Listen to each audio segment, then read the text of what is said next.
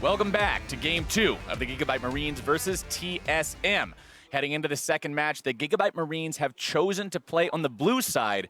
And going into it, how do you expect things to be, Vedius, for this draft the second time around? So this time around, Bjergsen can get himself the counter pick, but I do feel like that overall the draft from TSM wasn't even that bad. It was very much just the way in which they played. You have to give a lot of respect to the GIGABYTE Marines punishing the mistakes made early on from TSM, but also like we have to look down on that bottom lane, right? The way in which Wild Turtle ends up solo dying, his positioning a couple of times in a lot of those fights was not ideal. And I feel like they just need to slow down a little bit, because what we're seeing from the GIGABYTE Marines is they know how to use a lead. So let's see how well they perform when you have more of a neutral game. Let's see an even gold disparity when you get to around the 10, 15-minute mark, where I feel that you would expect TSM to have a better understanding of how to play from a neutral position. They are typically known to be a very proactive team that are very smart in the way in which they set up their plays. And I feel like what we're seeing so far is that they were too keen to get back into the game when the GIGABYTE Marines were just so good at punishing every time TSM tried to make something happen. And speaking of leads, Levi got that early one with the first blood from the invade coming out from TSM, and just what a superstar jungle performance he had after that. Just his Kha'Zix constantly going around making plays with the team, finding the kills, finding the setups. TSM has got to find a way to shut this guy down. We remember Rusty saying that this is the best jungler in the play-ins when he's alive. Yes. And when you have a scoreline of like 9, 1, and 8, like you're alive for a long time. Yeah, you're not spending a lot of time dead if you've only managed to chalk up one the whole game. But that aggressive style, of course, sometimes lends you towards a couple of deaths as you have to go in and go very deep. But when your team's ahead the whole time, when you're always able to set those things up, man, he just got away with it time and time again. Did a great job for his team, really put the Marines where they needed to be the whole time. And everybody played their role, right? Optimus was finding the burst. He played well. We talked about Stark's performance, 5-0-2, when Hanser was, I believe, 2-5-0. So yeah, just contributing like a lot more to things. And then even in the bottom lane, you mentioned Wild Turtle's positioning, and we talked about how neither one of these two teams right now is really playing a focus on the bot lane. Everything's about our AD carry type of style, but the representative from the GPL, the GIGABYTE Marines, they're used to saying, okay, you guys, you got the good game knowledge, you know how to be helpful, you know how to just sort of allow the rest of the game to flow and still be useful later, while Wild Turtle is trying to make these plays, and it didn't work out. Yeah, it was certainly rough for the bottom lane of Team Solo Mid, but I feel like this is also a situation that they've been in a number of times. They do have this tendency to lose the first game in a best-of-5 series, and I'm confident that they will be able to bounce back. And now that they are on red side, I'm interested to see how they change up their draft. I wouldn't be surprised if we actually saw an early rotation of something like the Syndra, and then we actually see a lot of bans directed towards Optimus to try and guarantee that Bjergsen can get a more prevalent power pick in the middle lane. Bjergsen was the one person on TSM who, like you mentioned during the game, in game number 1, was still stepping up, was still making plays. We saw the flash over the Syndra push to make sure that he got the extra kill into Optimus in one of the bottom lane team fights. And this is the guy that TSM is going to be looking at to do their heavy lifting. Heading into Champion Select for the second time today, though. We're going to see the band start off with Lulu and Ken, and TSM again showing respect towards that pick. So it seems that the GIGABYTE Marines are not changing anything up as of right now. Now that they've moved over to the blue side, they do have priority pick. They can get themselves an early powerful jungler should they want to, in the forms of Lee Sin or Lease rather, Levi, two of his strongest junglers. They too could also go for the Graves. This is a jungler that Levi is still very confident on, and he can still look to play that aggressive style, but TSM is saying, you know what, Levi? No. Nope.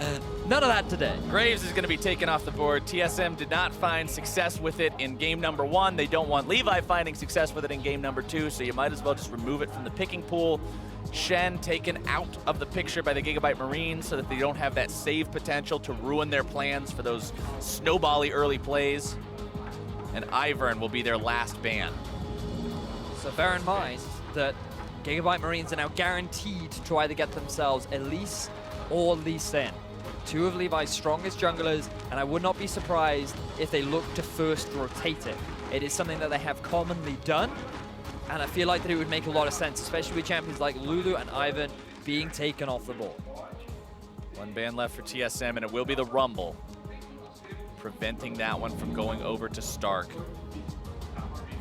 Now, do they go for the jungler? Do they go for that playmaker? Go ahead and just get Levi right where they need him, because both of those champions are up. They're only ever played as junglers, so even if TSM takes one, Levi could always take the other. And bear in mind, Sven Skaren, a lot of discussion has been around what is his strongest jungler, and people would argue that it is, in fact, that Lee Sin.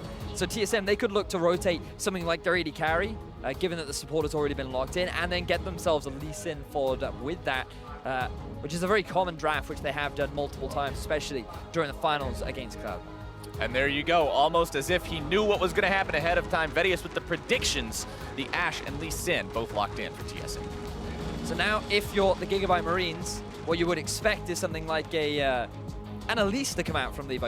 You have to pick it on this rotation, right? You can't afford to have it banned away, unless he feels confident enough that even with Elise and a Kha'Zix ban, he still has something left in the tank to bring out against Team Solomid.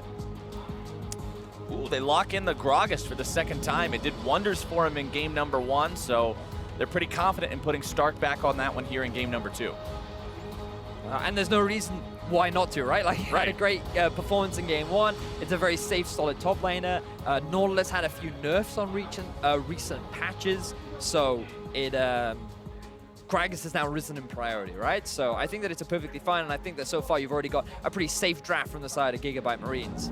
Yep, can't argue with success, and might as well just go ahead and sing the same song again, as they are going to be putting Levi back on the Kha'Zix from game number 1, even with Elise still available. Now, I wonder whether or not TSM go for the Syndra here. Guarantee Bjergsen is on a powerful mid lane champion, and then they can look to ban away champions like the Fizz, like the Echo, force Optimus onto something like an Ahri instead. No, they're just going to play it safe. They are just going to go for a little bit more of a meta standard comp where they just guarantee that tanky top laner. Tanky AP top lane versus tanky AP top lane. Two big damage junglers. But the difference here in the first half of the draft is we've got the support and the AD carry picked on opposite sides, so bans might differ up a little bit. TSM going to start things off in the second banning phase by removing LeBlanc from the pool. Again, throwing some targeted attention towards Optimus.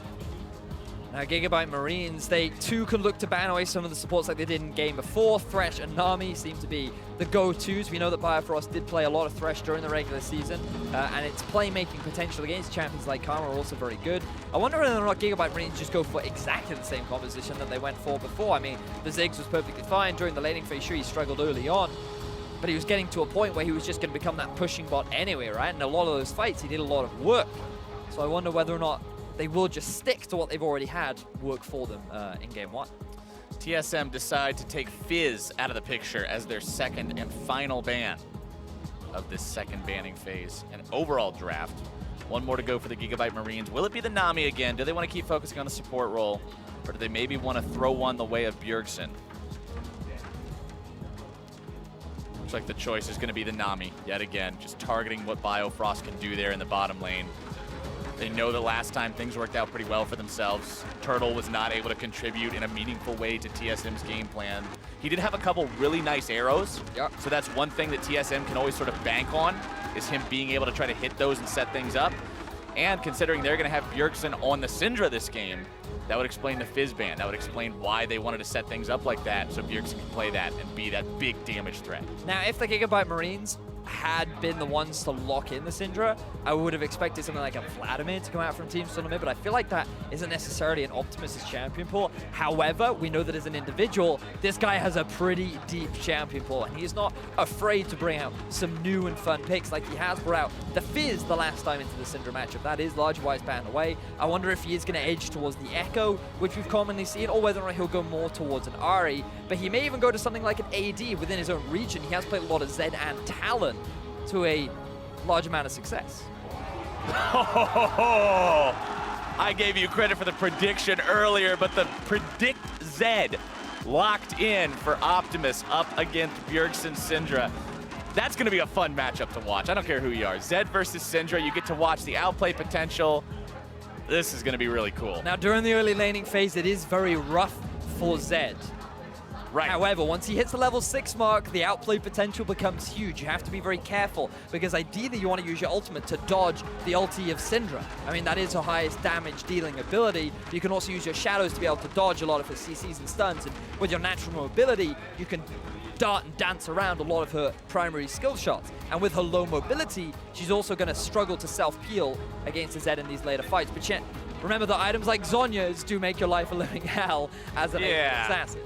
A little bit difficult to get your damage done through that golden statue phase, but Biofrost will pick up that Braum for himself, the last pick on the side of TSM to go into this second game. And one thing I'm not expecting to see in this one, Vedius, is a level 1 attempt at the chicken game.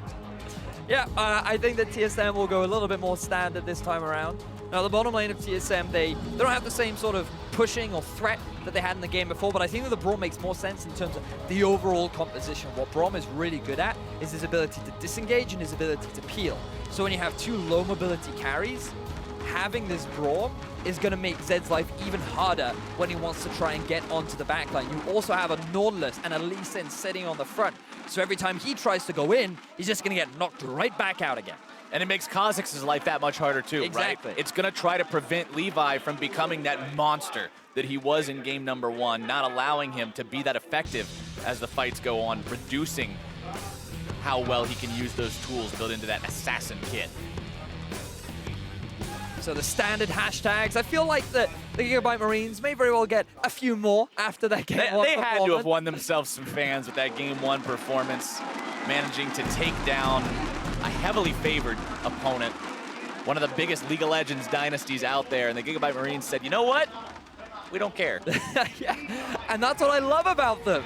The fact that they didn't play scared. They didn't show TSM a large amount of respect. They took a lead and they went with it. Yeah, they played against TSM the same way they were playing against the other teams in their group during the first week of the play-in stage. They just treated them like anybody else. You turn the nameplates off, and you're not up against Bjergsen, you're up against a Syndra. Just do the same thing you would do against any other Syndra. And now TSM invading through the bottom tri-brush. Not really gonna find a whole lot of success there. Instead, get 2 hits on a ward and eat some bombs for their trouble.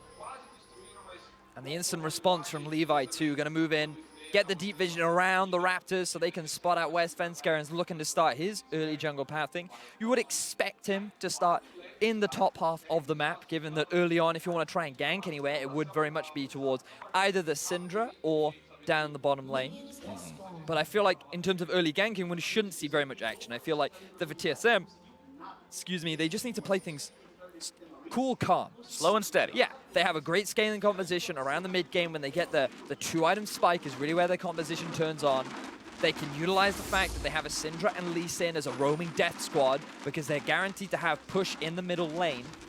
We just don't want to see any aggressive, violent forces from the side of TSM because that is what cost them in game 1, and the GIGABYTE Marines were very good at punishing those small mistakes. Optimus just enjoying some of that level 1 Syndra action where the ranged auto attacks and the orbs together make your life pretty difficult. Yeah, it really is it's a tough matchup early on for the Zed. Level 2, he's likely going to get his Shadow for a bit of extra range harass, but it's also his safety tool, right? So if an early gank does come in his way, he will have another means of being able to escape. You know, we actually see interesting pathing from Levi heading towards the bottom half of the map. I was going to say, speaking of early gank potential, Levi now moving into enemy territory, thinking about stealing away Svenskaren's blue, but Sven heading towards that now, might just discover him. Levi still has his ward. Oh, he's just lying in wait. Going to wait. He's going for the cheese. Svenskaren, though, going to spend some time at Wolves. So Levi says, all right, I don't care. I'm just going to start this up. But this is really bad for Levi because now Svenskaren is going to be in a much better position. He's also level 3. Well, will he be able to clear it fast enough?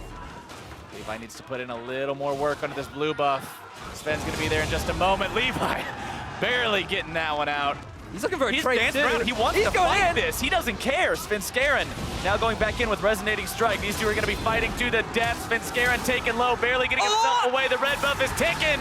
And first blood to the GIGABYTE Marines jungler. 2 games in a row, Vedius. But TSM responds in force. This time Bjergsen says, no, this is not happening again. I will shut that down right now. No, stop it, stop it. He gets himself the double buff. He gets himself the kill. And while they do lose first blood, the GIGABYTE Marines, they just invested a little bit too much. The fact that Optimus could not collapse faster than Bjergsen is going to be massive for the mid lane matchup. But here we see Levi at this point, I feel should just disengage. He should just leave. He got the blue buff. He's happy. Both junglers choose to fight because Svenskeren knows that Bifrost is coming in, and with the exhaust, he's going to be able to win that matchup. But Levi feels confident because he has Archie and Slay following up from behind. The big turning point is the fact that Turtle's able to get there faster, but in particular, Bjergsen flashes over the wall with the level 3 as well. But now he has no flash. Bjergsen has double buffs, though, but not for long. Levi comes back in, and Optimus is going to be given the kill.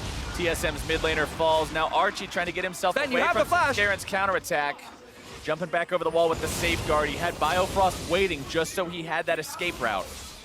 Buff transfer complete. That was the entire plan. It was all part of the plan. It was all to get Optimus going. We talked about these two being how they win games. Well, give that Zed a double buff, and that's how you're going to find yourself winning a game a lot of the time. But I love the fact that Levi comes back mid to punish the no-flash Bjergsen. I don't know how many times I've seen in the LCS, or in the European LCS in particular, where like a jungle will come mid early on, burn the flash, never come back again. He's like, well, I did my job. Yeah, he's just like, now the enemy mid laner has to play safe. But this time around, Bjergsen, he has the double buff, he knows he's pushing in mid, and then Levi, he just doesn't even clear any of his camps, he just makes the map move around, and he's able to get the collapse down, and then Optimus, he just picks himself up the last hit, so now he will be able to get himself level 6 first. He has double buffs for himself, he has Ignite as well against a no-flash Syndra, so I would not be surprised to see a return gank coming out from Levy the moment that level 6 comes around. Many plays to be made, and like we said about these guys, you know they're always going to be tracking those leveling spikes. Levi in some real trouble, though, going to be caught out and punished as Bjergsen grabs himself a kill. 3-2 now for TSM, 2-1 on Bjergsen. He's got 100% kill participation thus far. Now he's got himself a blue buff, too. And now we're seeing a few mistakes from Levi where he's feeling a little bit too overconfident, trying to go for these invades without guaranteed push from both his top and his mid lane. The Star could only just return to lane. Optimus, he was not in a position to continue this push because even though he has a kill and he has a slight experience advantage over Bjergsen, that does not mean he suddenly now wins this match because he's going all in. Bjergsen going to be jumped on by Optimus, who immediately bails himself away after getting shoved around. Deathmark not going to do nearly enough. Bjergsen doesn't even need to get himself all the way back. Instead, just going to go ahead, eat one of those biscuits, and hang around. Really subtle play there from Bjergsen as well. Note that the conventional path is you know where the Zed is going to land after his ultimate. He's always going to fall behind you, right? Which means that if you're Syndra, you just set up your stun to just hit behind you and land it onto Optimus underneath his turret. So Optimus immediately flashes so that he doesn't get stunned underneath the turret. But Bjergsen, he's patient with his stun, and he's then able to try and land it as Optimus is already underneath his turret, but in a different position. So small outplay, tiny changes just a tiny you make thing to your game plan can make all the difference at this level of play. That's not exactly where he wanted to go. Trying to give him a drink. Yeah. A little dehydrated there, Hornster. Take a sip.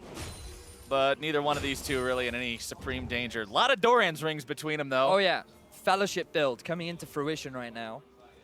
We're going to have all the rings of man at this point. We're going to have something up there. These guys just making sure they're invested into that early game. 48 to 54 CS, both farming around the same rate as well. Biofrost in this bottom side river, laying down some vision, just roaming around a bit. Turtle's just cool hanging out underneath the turret. Keep in mind, Wild Turtle does have that ultimate available. Enchanted Crystal Arrow can be used to set up those plays, but Mega Inferno Bomb also online for Slay. Remember what happened to Wild Turtle in game number 1 when he didn't respect the burst power of the Marines bottom lane. It's very true. It's very, very true. Now, Bjergsen with Sven is moving towards the top half of the map. Optimus is going to use this as an opportunity to try and push mid, but Starkey doesn't have mana. He does have flash, but no ulti. This is going to be a very difficult situation to get away from with the 3-man collapse. Haunster needs to get himself away from the turret. He does so, and Svenskeren grabs the kill onto Stark, as now they'll put the pain onto the tier 1. Clean dive from the side of TSM. They had river control. They knew that it would be too late for Stark to notice before they were able to get themselves the dive. And they should be able to get themselves the first tower of the game. Now, the GIGABYTE Marines, they're trying to respond by getting themselves the Infernal Drake. And they'll do so. But that turret first blood will go the way of TSM. That's a nice chunk of gold going into their pockets, and they're 2K up. Oh, for sure. I think TSM can be pretty happy with that. They can keep sending Haunter up top, but now he has a little bit more freedom to make more map movements, right? He has his TP coming up fairly soon. But notice how GIGABYTE Marines are using this as an opportunity to get deep vision down the bottom half of the map. They want to try and make a play towards this tower, but Haunter's already making his way down there. Levi trying to jump onto Wild Turtle as Optimus makes his way into the fight. Death Mark is used. Mega Inferno Bomb comes in for the help. And you can see the Shuriken on his head seals his fate. Biofrost is not there in time. And Levi, the blue buff bandit, I'm pretty sure he has stolen every single TSM blue buff this series. Manages to get that one as well as the kill, but Bjerg and Sven are here to try and avenge their fallen comrade. Heal used, flash as well. TSM not able to find anything. So TSM make the correct decision in trying to respond to the collapse, because if GIGABYTE Marines had stayed there trying to take that tower, it would have been a 4 versus 4 that Stark could not have joined. Bjergsen would have had everything available to him, whereas Optimus had just used his flash, or rather he just used his ultimate and he lost his flash earlier on in the play. So GIGABYTE Marines forced to disengage, and TSM, they keep their turret alive down in the bottom lane. Meanwhile, Haunter walks back up topside in just perfect timing to catch that entire wave. Turtle now hanging around mid lane, working on that Blade of the Ruined King. Morello Namicon will be the build for the Ziggs as per usual. Tracker's Knife with Warrior's Enchant done for both of these junglers. Tracker's Knife pretty much the staple of competitive League of Legends play, making sure you can get down more of those wards, keep more of an eye on your opponent. Especially for a team like GIGABYTE Marines that likes to make these early plays, likes to get in the enemy's face, especially in their jungle. Wards are so big. For sure. Now, if you are the GIGABYTE Marines, the best case scenario for you is to actually get this bottom tower down as swiftly as you can, because then you can move the Ziggs and the Karma to the mid lane to start dealing with Bjergsen, and you can move Zed off to a side lane. The best scenario for an AD assassin is just to be free farming where there's no real threat. You can just get go as Haunter go. Oh, that was very aggro. Now they're going in, looking to make even more happen if they can. Optimus goes down, and Bjergsen goes up to 3-1 and 2. TSM is not going to be waiting around this game. They will turn the Marines' own game plan against them. The swift collapse coming in from Haunter, using his flash to lock down Optimus, and now they land a stun. Now Stark, he's in trouble. Svenskeren able to go in, make the kick back. He dies for it. Mega Inferno Bomb comes in. Stark actually hasn't gone down yet. Biofrost in from behind, flashing forward, looking to make the moves. Levi's gonna grab a double kill. Bio having to get himself away from that turret. Stark is still alive, Vedius. But it ends up being a 2-for-2 overall. Svenskeren tries to set up the kick so the rest of his team can get the follow-up, but Stark, he's so tanky at this point in the game. He's got 3 Dorian's rings and half of a hoodie. And he's a fat man. This guy just doesn't take damage. It's insane. Bjergsen does a great job, though. He's able to pick himself a number of kills, 4, 1, and 2 right now. And we just see this happened the earlier pick, and I feel like you don't need to go for this kick hit. You end up trapping yourself underneath the turret against Levi, and also Bjergsen gets zoned out by the big ultimate there from Zig. The fact that Levi just goes in by himself, he knows he's gonna die, but he's like, you know what, I'm just gonna try and trade kills as much as I can. I have to get something back for my team. But wow, back and forth TSM, they're not able to get themselves that mid-tier 1, which really would have opened the map up, but now we see this shift. You can see Ziggs being forced to move into the middle lane. Zed, I expect him to be down the bottom half, and they're gonna keep Gragas up top. Optimus sitting on top of a ward that he's not 100% sure is there, but dropping the sweeper. Now he knows, getting himself away as Sven jumps in. Bio and Turtle will not collapse in time. They have the range advantage. They're going to start putting some pressure down onto this tower. Speaking of Precious Slay doing the exact same thing. He needs to be careful. They do have good vision around the river. But the possibility of a collapse is always prevalent, especially with Haunter having a TP advantage. Now, what I'd like to see from TSM is try and force a play knowing that Stark cannot join the fray. Notice how far pushed in he is in the top half of the map. They should look to try and get some vision so they can set up a flank around this mid-tier 1. As Sven finally gets himself a smite. Sven smiting away that big chicken. As the TP comes in, TSM thinking about forcing something here. Haunter completes the teleport. Dredgeline not finding any sort of a mark, but Optimus goes down as he tries to make the play on the Wild Turtle. Svenskeren not going to be taken low, but not going to be taken down. Haunter is a raid boss in the middle of 3 men. Does not matter. They are able to find 1. Levi's going to be caught by the stun on the very edge. Now a little bit more damage to take him out, but the shutdown over for Slay onto Bjerg. 2 dead on TSM, but it's about to be 3 on the side of the GIGABYTE Marines. Almost make it 4. Stark and Levi still might be looking to make some magic happen here. Levi's so very low. but Stark wants more, goes right back into the fight. TSM will escape over to Wild Turtle, who this entire time was working on that tier 1 turret, gets another objective for TSM. And they'll go up to an almost 3,000 gold lead after a bloody jungle fight. So this time, TSM, they're in much more control over the game. They're winning far more of these fights. They just overcommit a little bit too often. So what we see is Optimus coming in from the flank. He wants to try and get the kill down onto Wild Turtle. He feels that in this situation, he's able to get it with the heal, the exhaust, and the power of Braum. You're identifying why this pick was being brought out from TSM as an answer. Meanwhile, Haunter, he just 1v3 in the back of this fight. He knows that the rest of his team is looking to get the follow-up. And at this point, I feel TSM just needs to disengage. But Levi coming in with a very swift heal along with the dangerous game pass to give him a bit of additional health means that GIGABYTE Marines are able to get a couple of kills. But TSM, they still have majority control. They get the mid tower, they get the kills that they want, and they also have primary vision around this Mountain Dragon about to spawn. Mountain Dragon spawning. TSM would love to get a piece of that. They have lost control over every Elemental Drake in the series so far. Svenskeren just going to go ahead and tag that one up with the Sonic Wave, see if anybody's hanging around. And now TSM will start this one up for themselves. Bjergsen 4-2-4. Very scary on this Syndra. Definitely the guy that you got to watch. Explosive Casket and Enchanted Arrow both going to be finding nothing. Turtle in some trouble, going to be taken very low. Optimus evading some trouble with that Death Mark as now he is down, but so is Sven. GIGABYTE Marines trying to chase TSM away. Haunter tanking as long as he can. Going to be forced to flash, trying to escape. A nice Glacial Fissure as GIGABYTE Marines stay a little bit too close, but Slay grabs the kill onto Biofrost. Levi over the wall, cuts Turtle down, and Bjergsen goes down as 2. TSM, one man left alive, and he is at blinking HP. The Marines will take the fight and earn the Drake. And this time around, TSM, they were playing that fight so well, kiting back through their own jungle, utilizing the narrow choke point to land so much of the damage from Bjergsen, but then again, they just overstay a little bit too long. They do not expect the GIGABYTE Marines to just continue with their fight. They stick on to TSM, they continue with the flanking, they realize that Slay has all this range damage that is continuously chipping down TSM, and they're able to win out. So you see the positioning from the GIGABYTE Marines, and they're actually coming from all 3 sides. But here, TSM, they move backwards in towards the choke. Look at this great stun. Optimus is taken out of the fight, Archie is taken out of the fight, and Levi and Slay, they can't really get involved. And at this point, TSM, they just have to concede. They need to back away. They cannot stick around. But then you think, oh, actually, things are looking pretty good. They get Stark pretty low. But then here, Wild Turtle overextends, allows Levi to get the kill.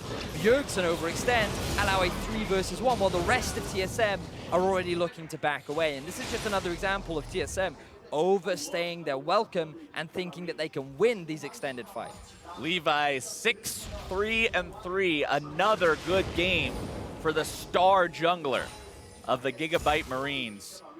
We've been telling you guys the entire time, this is the guy to watch. He works well with Optimus, he works well with the rest of the team, just making plays, doing everything.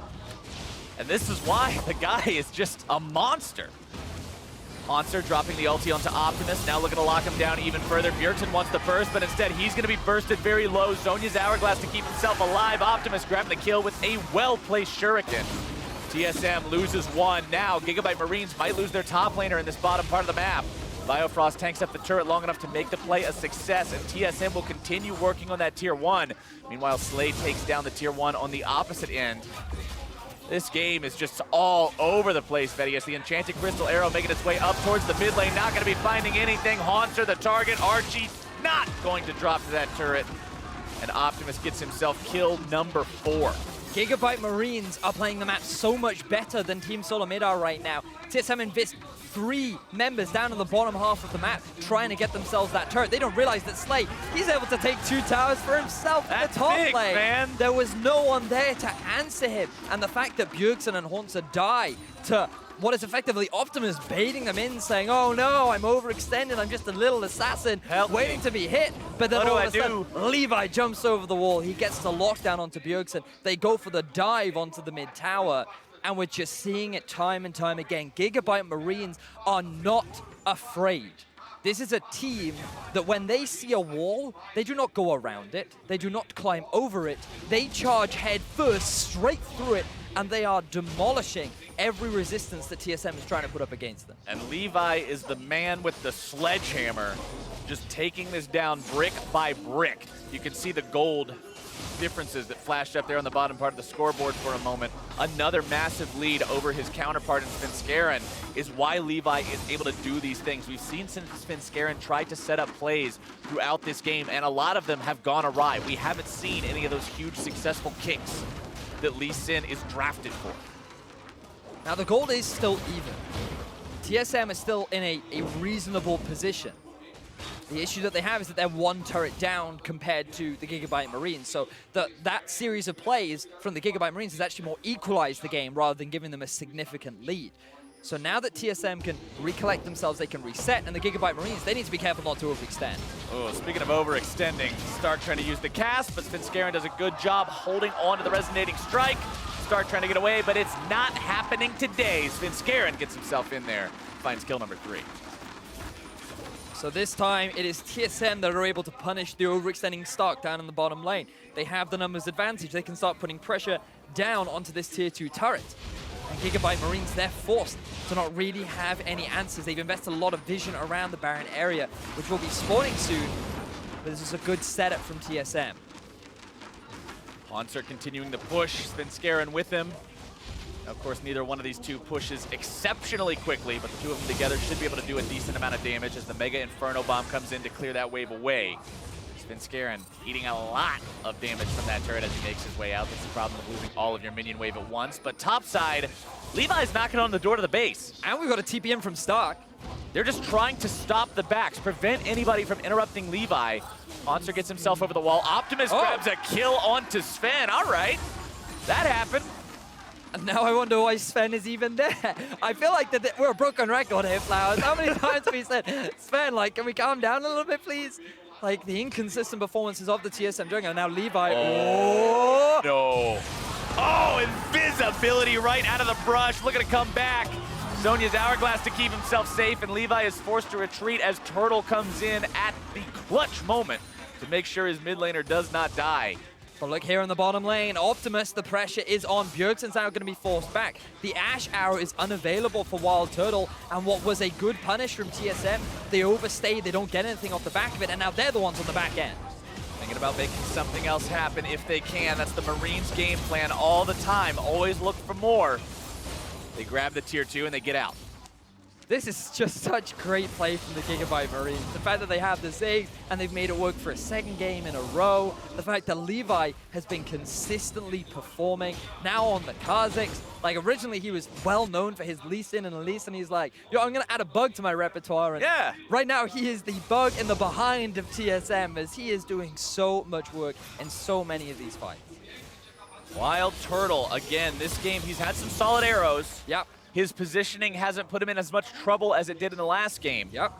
And the team's been doing a good job to help him try to peel that Zed off when Optimus jumps in, but he's going to have a lot of work to do to help TSM win as this game goes on. It's still a very close match, only about 1,500 gold separating the teams. GIGABYTE Marines thinking about going in for this one. Levi is a miracle worker! Stark now into the fight. Optimus in the back line with him. Redemption going to be coming down. Stark goes low, gets bursted before he can be healed. A rampage, though, for Optimus. Can they make this fight turn into anything else? Slay going to be having a flash away. Optimus over the wall, wants to throw in the shadow. Bjergsen taken so low. The Rockets nearly finishing him off. TSM trying to get themselves out of this one. Haunter, the only one with any sort of a measurable health bar left, jumps back in onto Levi, but now he's isolated and he is down. TSM is going to be chased all the way. Bjergsen falls, Bio falls. Sven is going to be next as Levi continues to chase. He'll cut off the escape route as Optimus closes in. GIGABYTE, stop chasing up for the kill. Go get Baron. Go get an objective. This is for glory, Vidius. He jumps over the wall and he's not going anywhere. Slay grabs the kill. They don't get the ace, but that's only because Wild Turtle just respawned and they should be able to get themselves the Baron. There is no jungler to contest them. GIGABYTE Marines, these guys win another fight. They do it so well, and they don't lose a single member. Synchronized backs, everybody getting ready to start the push up yet again. Sterix Gage purchased now on that Kha'Zix. Now bear in mind that This is another smite fight that Levi wins against Svenskar. He does not get kicked back into the rest of his team, and then Stark goes in. He's the primary focus. Optimus does his job because he's able to get the kill onto Wild Turtle. And this is where you think, oh, this is a little bit risky for the GIGABYTE Marines. Why do you want to keep extending onto this fight? But just look at the poke constantly coming out from Slay and Archie. Optimus up on the flank just trying to do what he can. And the way in which the GIGABYTE Marines just play this so slowly. They don't try too hard to force anything. TSM, they're always on the retreat, and they don't have the mana or the health bars to really commit. So they run out of options, and eventually it leads to their death. TSM have now put themselves in a spot, now found themselves in a spot, I should say, where things are going to get very dicey very quickly off the back of just one or two more small mistakes. They've really got to play a sound game of League of Legends if they want to stabilize here and not allow the GIGABYTE Marines to make an even greater advantage out of this. They're now up 5K in a game that was much closer. They've got 3 Drakes, 2 of which are Infernals, thus even multiplying the damage from the Ziggs and the Zed and the Kazakhs that much further. This is a scary situation. But let's not forget that we wanted to see a little bit more slow, calmer play, and that is not what we had at the beginning of this game. Nope. We had another level 3 skirmish in the enemy jungle. We had trades constantly back and forth, a number of ganks all across the map. TSM are not about playing this slow game, and I feel like that the GIGABYTE Marines are just so much more adept at playing this fast-paced, reactive style that is working so beautifully for them. This is like deja vu, Vedius. We underestimated GIGABYTE Marines in week 1 of the play-ins, and now going into week number 2, everybody was like, yeah, it's gonna be hard for them. TSM's the favorite team, and GIGABYTE Marines is just stepping up. This team is just impressing and surprising and shattering expectations time and time and time again. And it's not just the Optimus and Levi show, right? Sure, those two are having a great game, but look at Slay in his performance, the way in which Archie's constantly providing the utility for his team, and Stark, with all the plays being the frontline tank, this whole team is just performing spectacularly. Which is exactly what you want to see from a team looking to prove itself on the international stage. As And as Slay I gets say that, himself, hey man, he got out mechanicked. Yeah, he Press did. R, win the game. Bjergsen takes him out. It's one of the risks of playing Ziggs. He's a little short range, or he does have a lot of harassment and poke. When you get close to that tower, Bjergsen's eyeing you. He wants to see that opportunity, and he is able to find that pick. So this will stop now the pressure coming out from the GIGABYTE Marines. They have been able to expose an inhibitor down bottom, but again, TSM won't lose too much off the back of that objective. TSM get themselves some breathing room, some long-awaited breathing room against this GIGABYTE Marines push. Now they've still got that for another 5 or 6 seconds or so. Down almost 7,000 gold. 1 inhibitor exposed, but none down. That's the big thing too. The Baron push came, and now it's gone, and they didn't lose any inhibs. There's not that extra pressure. Yeah, but the sieging power is still very strong with the GIGABYTE Marines. All they need to do is send Optimus off onto a side lane, who at this point can 1v1 anyone. Bear in mind, he's got 2 levels on Bjergsen. He's got an entire level on Haunter. He's completed both the Black Lever and the Ghost Blade, working towards his Dust Blade of Drakthar. And such a sinister name for I know, right? And when you're an 8-3 Z, that's even more sinister. Yeah, the right? whole thing's just a sinister situation to have to deal with. The man is frightening, especially if you are Wild Turtle. I mean, Bjergsen's at least got the Zhonya's Hourglass. Yeah. He's got a barrier. He's got tools to prevent this, but Wild Turtle, you catch yourself anywhere near Optimus and Biofrost isn't sitting right there on top of you, you are dead. Yeah, no Sash will save you now. You will not be able to remove that death mark. But he still has to get the damage down. It's all about Biofrost's exhaust. Now we actually see Stark posturing, well, back. He ends up getting hit in the face by a ball. Yeah, good disengage from TSM, making sure that Stark isn't able to get in there, find an explosive task. Levi forced to jump back. Biofrost jumping in. TSM deciding this might be where they want to fight, but Bjergsen is down!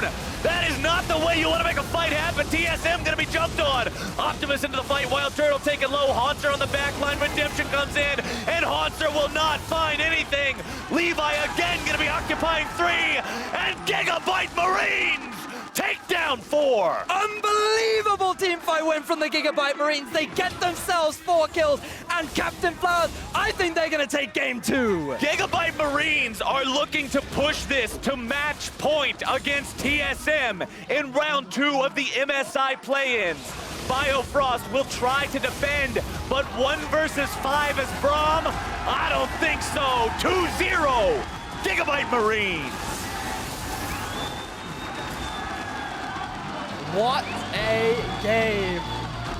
Listen to that crowd.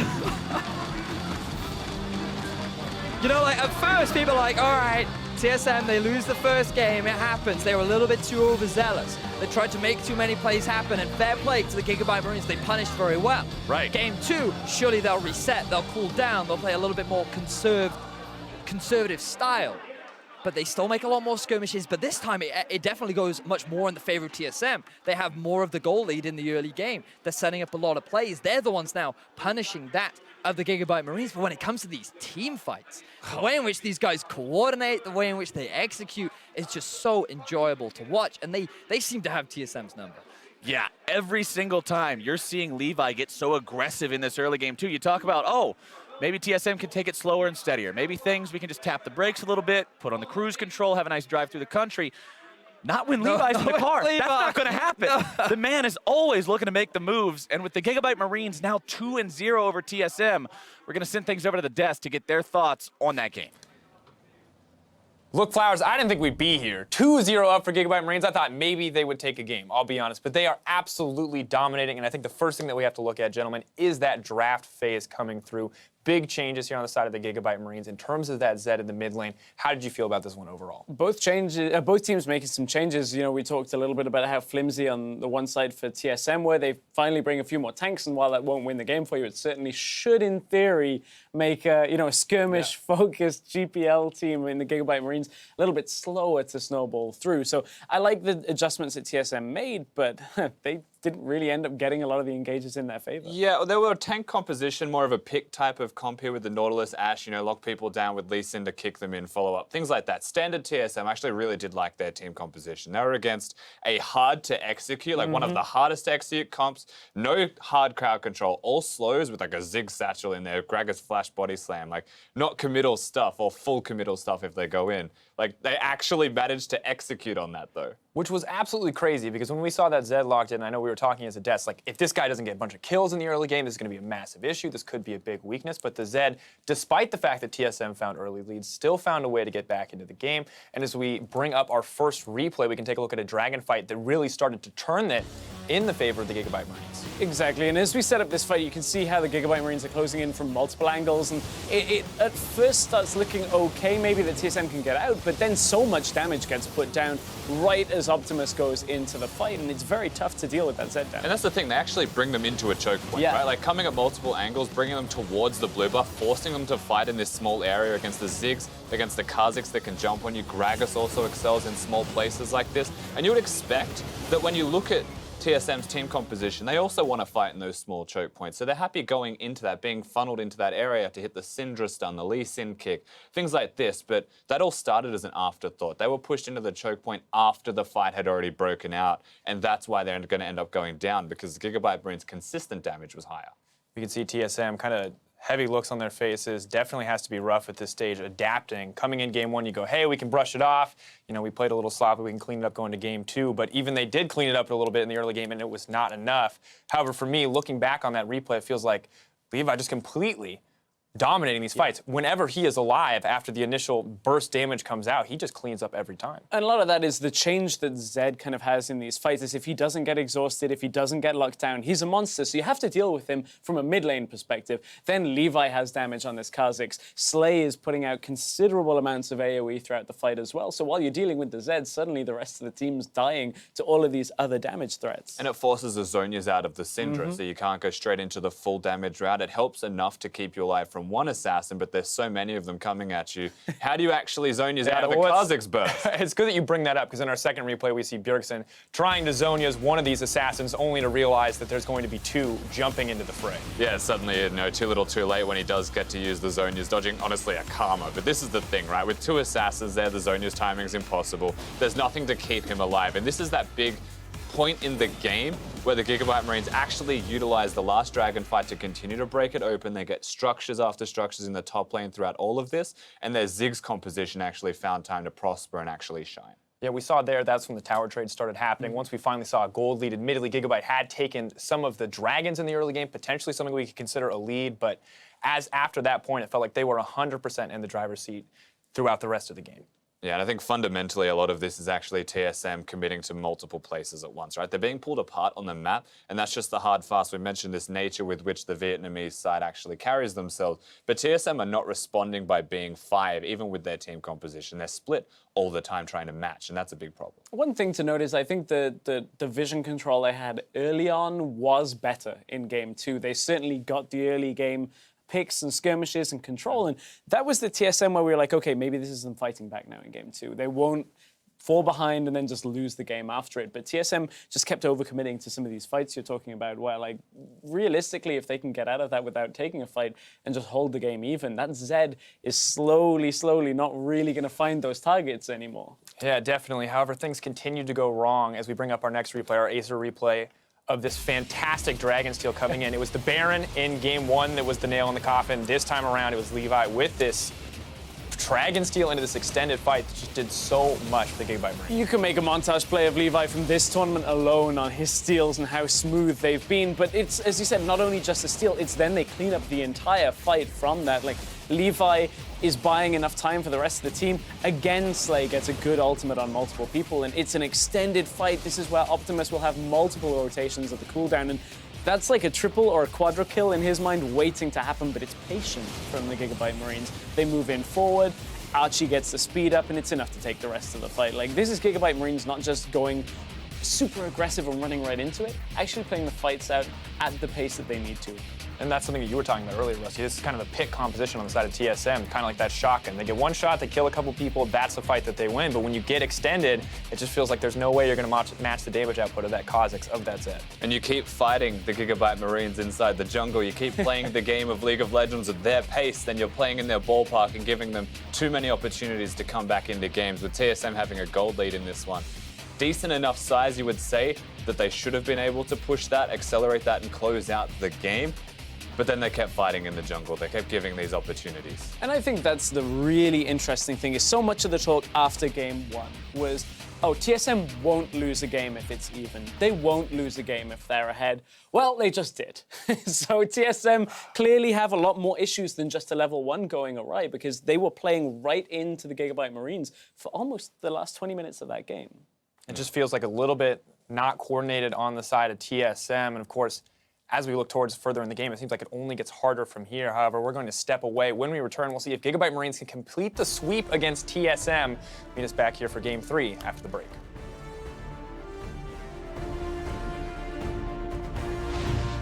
And first blood to the GIGABYTE Marines jungler. 2 games in a row, Vedius. But TSM responds in force. Hanser is a raid boss in the middle of 3 men. Does not matter. They are able to find 1. Levi's going to be caught by the stun on the very edge now. A little bit more damage to take him out, but the shutdown over for Slay on Bjerg. TSM is going to be chased all the way. Bjergsen falls. Bio falls. 2-0. GIGABYTE Marines.